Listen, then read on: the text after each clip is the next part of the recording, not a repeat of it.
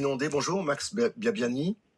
Bonjour, Guadeloupe la première, bonjour à la Guadeloupe. Vous êtes le directeur général des services techniques de la commune des Abîmes. Je le disais, une commune dont plusieurs sections sont inondables et régulièrement inondées. Quelle est la situation aujourd'hui ? Alors, en ce moment, la décrue est amorcée.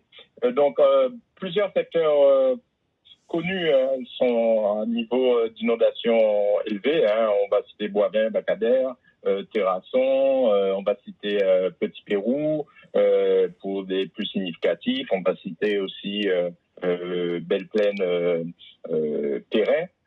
Et puis quelques points au niveau du cimetière au bourg. Donc, des secteurs pour lesquels nous sommes connus pour avoir des difficultés et donc qui ont ces difficultés, mais qui sont contenues parce que toute l'année durant, nous intervenons en prévention et donc ce travail a servi à limiter les effets, donc toute l'année.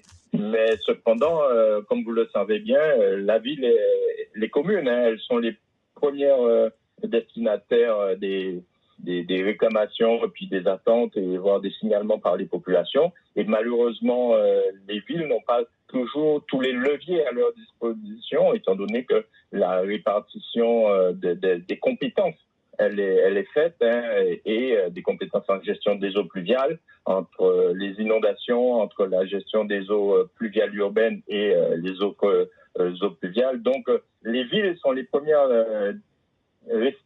réceptacles des réclamations et des attentes des populations.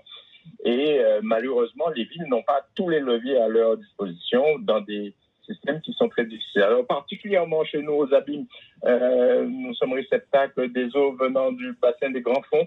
Et donc, la ville des Abîmes est destinataire d'eau venant de très loin.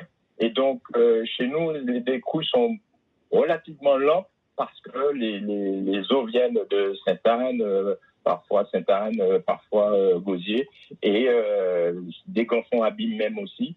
Et donc, ça arrive tout doucement. Et donc, nous avons un plan qui prévoit un travail avec Cap Excellence au titre du PAPI et également au niveau de la ville pour ce qui concerne les entretiens courants. Donc, une démarche concertée que nous essayons de faire fructifier.